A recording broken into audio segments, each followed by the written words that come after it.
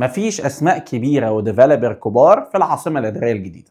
حاجات محدش هيقول لك عليها في الريل استيت.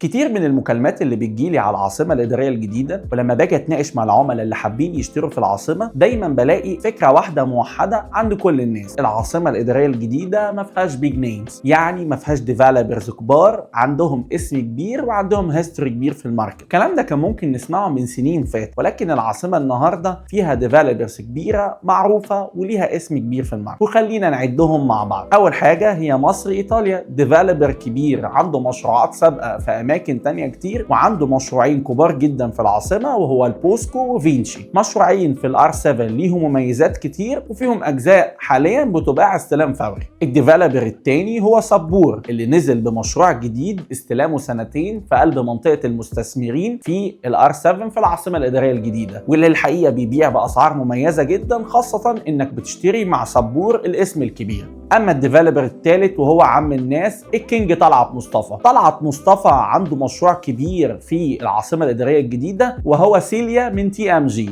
مشروع 500 فدان حاليا متسلم منه مراحل كتير وخدماته بدات تشتغل، والحقيقه انه واخد برايم لوكيشن خطير في العاصمه. اما الديفلوبر الرابع فهو لافيستا اللي واخد ارض في المدخل الرئيسي للعاصمه الاداريه الجديده، حوالي 900 فدان، 4200 فيلا، كله فيلات مبنيين على 14 بارسل مقفولين بدبل جيتد. الحقيقه لما بخش المشروع ده بشوف كواليتي مختلفه وبعرف ان لافيستا عامله حاجه عظمه هناك. ثم حاليا الديفلوبر الخامس وهو ماونتن فيو خدت مشروع جديد في منطقه الكيان في العاصمه الاداريه الجديده اسمه جراند فالي، مشروع كله فيلات من الكوادروز، وكان اللونش بتاعه من فتره قريبه. اسعاره ما كانتش رخيصه ولكن كانت فيلا مميزه قوي ومساحتها حلوه جدا. الديفلوبر السادس وهو سيتي ايد، المطور المسؤول عن تطوير مشروعات كبيره في الدوله زي ابراج العالمين الجديده، مشروعاته قائمه وموجوده واغلبها استلامات فوريه. وبعد كل ده بتقول العاصمه ما فيهاش ديفلوبرز كبيره؟ حابب اقول لك لو انت لسه بتعتبر العاصمه صحراء ومنطقه فاضيه ولسه قدامها سنين على السكن، انا عن نفسي نقدر نطلع مع بعض جوله افرجك على العاصمه ومدى الجوده والعظمه وسرعه الانشاء الموجوده هناك. اللي انا هقوله ده مش استنتاج، دي معلومه. العاصمه في خلال ال3-4 سنين الجايه هتكون مكان في عدد سكان كبير جدا وفي خدمات مش موجوده في اكبر المدن الجديده اللي انا وانت نعرفها من زمان. فلو انت لسه فاكر ان العاصمه صحراء، راجع نفسك شويه. ولو انت حابب تشتري في العاصمه الاداريه الجديده سكني، تجاري، فندقي او حتى اداري، كلمني وانا هساعدك. مصطفى سمير،